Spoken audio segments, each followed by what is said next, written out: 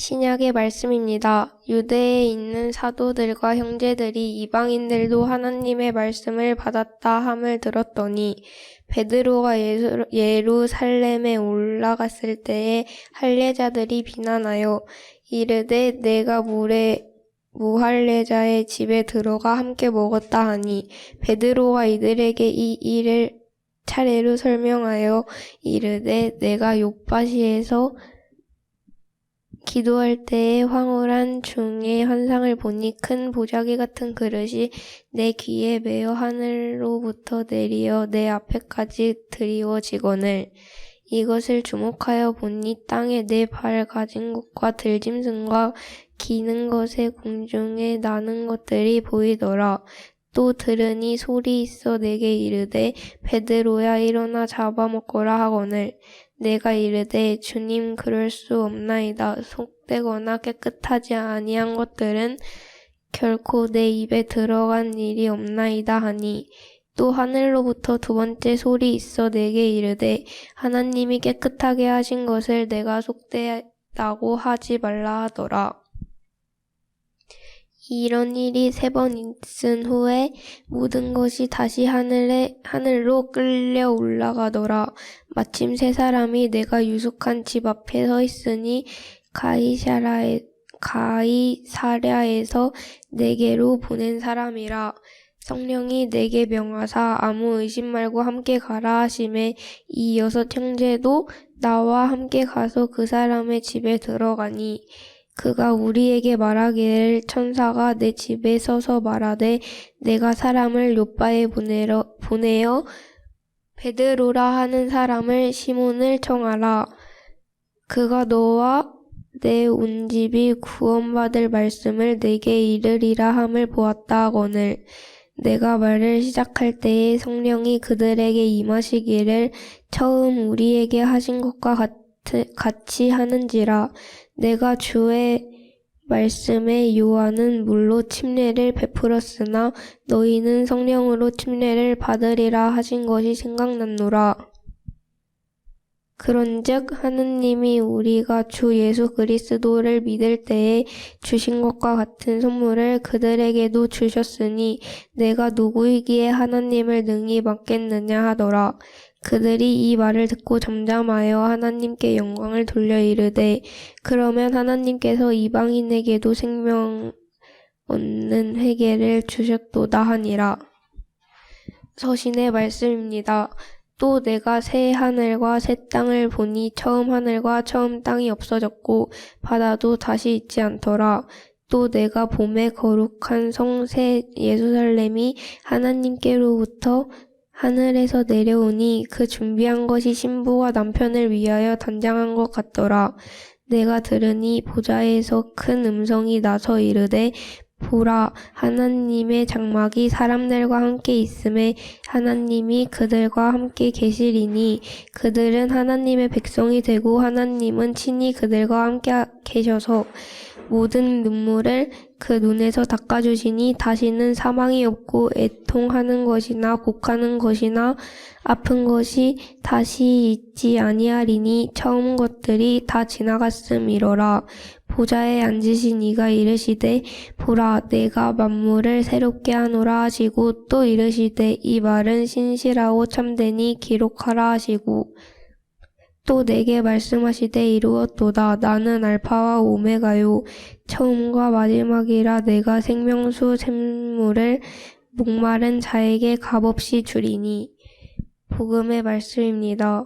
그가 나간 후에 예수께서 이르시되 지금 인자가 영광을 받았고 하나님도 인자로 말미암아 영광을 받으셨도다.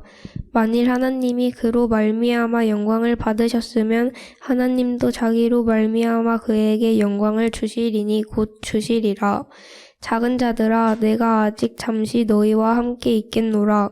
너희가 나를 찾을 것이나 일찍이 내가 유대인들에게 너희는 내가 가는 곳에 올 수 없다고 말한 것과 같이 지금 너희에게도 이르노라. 새 계명을 너희에게 주노니 서로 사랑하라. 내가 너희를 사랑한 것과 같이 너희도 서로 사랑하라. 너희가 서로 사랑하면 이로써 모든 사람이 너희가 내 제자인 줄 알리라. 다 함께 설교전 기도를 합니다. 말씀 앞에 하나 된 우리들은 하나님의 자녀로서 한 마음으로 하나님께 예배드리오니 말씀으로 여기에 임재하셔서 부끄러운 사연으로 가득한 우리의 마음을 정결하게 하여 주사 온전한 정신과 믿음으로 바른 말씀을 분별할 수 있게 해 주십시오. 예수 그리스도의 이름으로 기도드립니다. 아멘.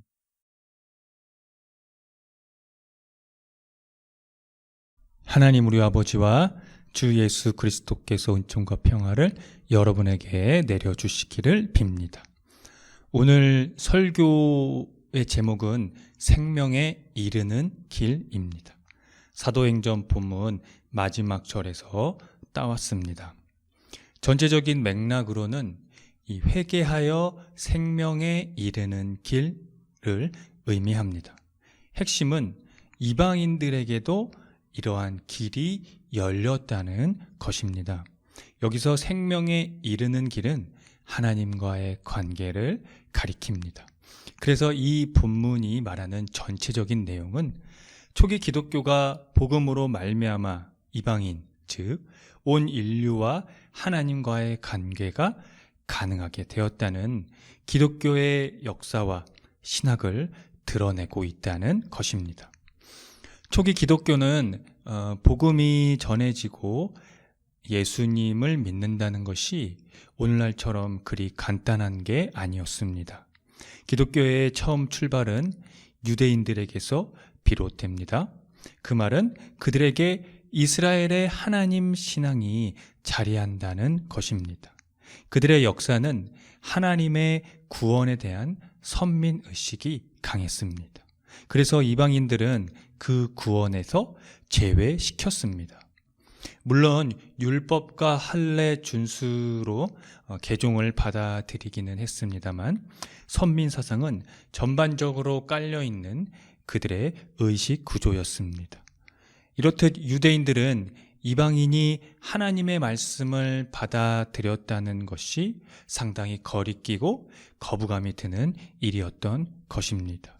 그들이 어떤 측면에서는 이방인들을 사람 취급을 하지 않았다는 것에 의미를 갖기도 합니다.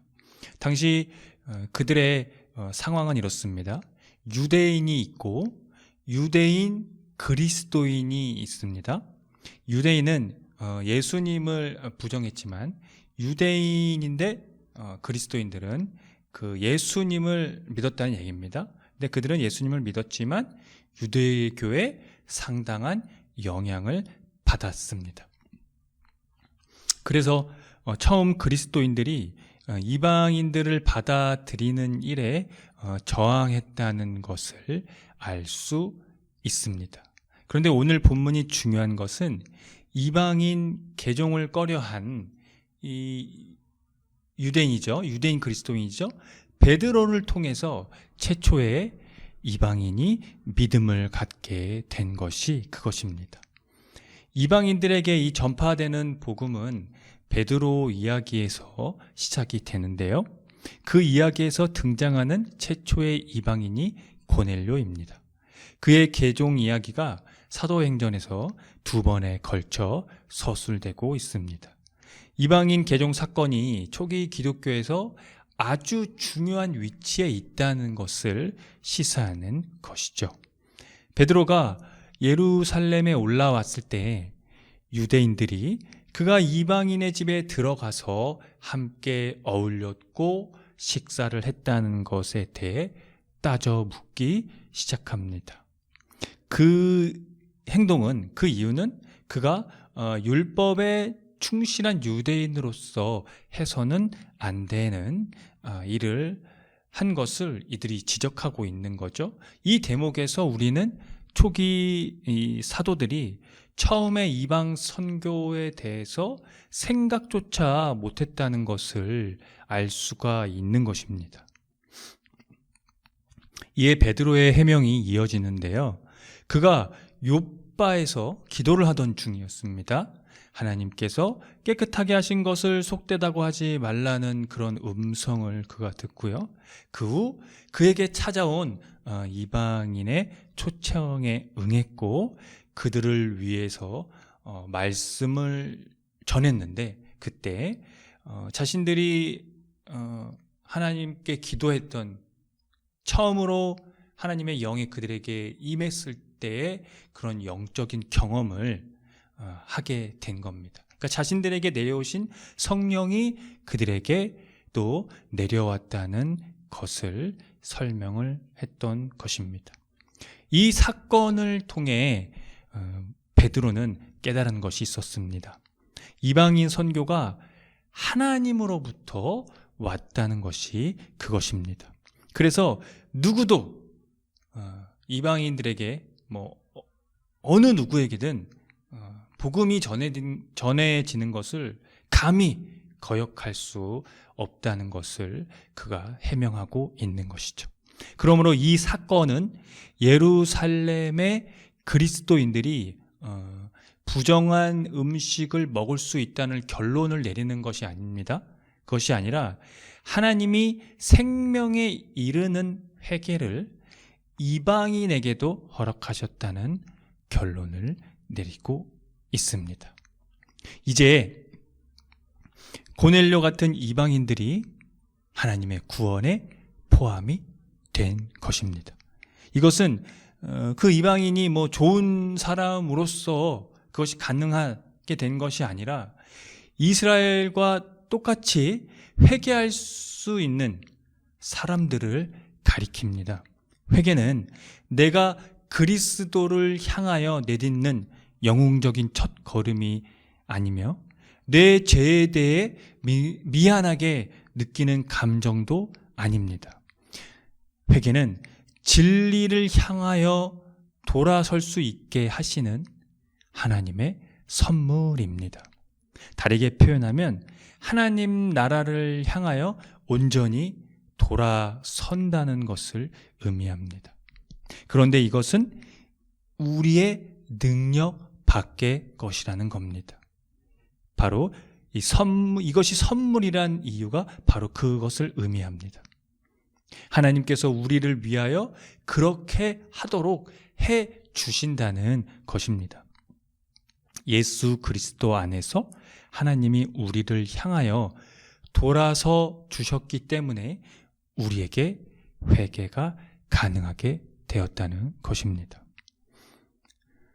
요한계시록에서는 이방 사람들에게도 회개하여 생명에 이르는 길에 대한 맥락으로 새 하늘과 새 땅에 대해서 언급을 합니다. 새 예루살렘이 종말론적 구원 영역에 속하는데요. 새 하늘과 새 땅인 새 예루살렘이 하나님의 신부로 의인화됩니다. 즉 구원은 죄인들과 멸시받는 자들 그리고 지상의 공동체가 하나님의 신부로 높여지는 것을 가리킵니다. 궁극적으로 회개하여 생명에 이르는 길의 종착지가 바로 새 하늘과 새 땅, 즉 새 창조가 됩니다. 여기서 거론되는 이 묵시는 요한계시록 저자의 창작이 아닙니다. 모두 구약의 선지자들의 묵시를 기인하고 있음을 알 수 있습니다. 이사야의 새 하늘과 새 땅, 그리고 에스겔의 너희의 하나님이 된다는 것, 그리고 스가랴의 하나님이 함께 하신다라는 것, 그리고 이사야를 통해서 하나님이 눈물을 닦아주신다는 것, 그리고 고통이 없다는 것, 그리고 지나간 일을 생각하지 말라는 것 등이 그것입니다. 모두 알파와 오메가이신 하나님이 역사의 근원이요 종국이신 그 하나님이 모든 이에게 궁극적인 본향이 될 하늘의 예루살렘을 약속하신다는 것입니다. 그 약속을 요한복음 저자의 말을 빌려서 말씀드리면 다음과 같습니다. 이제는 인자가 영광을 받았고 하나님께서도 인자로 말미암아 영광을 받으셨다가 그것입니다. 예수님의 영광은 그의 순환을 통해서 계시된 것입니다. 즉 예수님이 영광을 받게 된 것과 마찬가지로 하나님도 예수님이 완전한 복종을 바침으로써 예수님을 통해 영광을 받게 되었다는 의미입니다. 예수께서는 자기 목숨을 바치는 최대의 행위를 통해 아버지께 영광을 돌리신 것입니다. 그 영광이 회개하여 생명에 이르는 길의 원천이 되었습니다. 이제 그분이 우리에게 새 계명을 주십니다. 서로 사랑하라는 것이 그 계명입니다. 그런데 그것은 이전에 공포된 적 없는 의미에서 새로운 것이 아닙니다. 사랑은 왜냐하면 사랑은 구약 여러 곳의 핵심이기도 합니다. 하지만 여기서 그 계명이 새롭다는 것은 이 사랑의 방식, 이 사랑의 깊이가 전혀 다른 차원이기 때문입니다. 그것은 내가 너희를 사랑한 것 같이 너희도 서로 사랑하라는 것입니다. 예수님의 생애 전체, 그분의 삶의 태도에서 제자들의 발을 씻겨 주려면 예수님은 자신이 종에 불과하다고 스스로 여기셔야 합니다. 그래서 그분의 그 사랑에는 내재된 교만을 뽐낼 위험이 전혀 없습니다. 그분의 사랑은 다른 사람이 전부이기 때문입니다. 사랑하는 성도 여러분, 예수님의 사랑이 진리를 향하여 돌이킬 수 있는 하나님의 선물이시며 새하늘과 새 땅의 새 예루살렘의 창조가 되시며 하나님께 대한 유일한 영광이 되십니다. 그러니 오직 그분의 사랑 안에서 생명에 이르는 길을 찾아 나서십시오. 그 길은 그분이 우리를 사랑한 것 같이, 그분이 우리를 사랑한 것 같이 우리도 서로 사랑하는 것밖에는 없습니다. 다 함께 기도하겠습니다.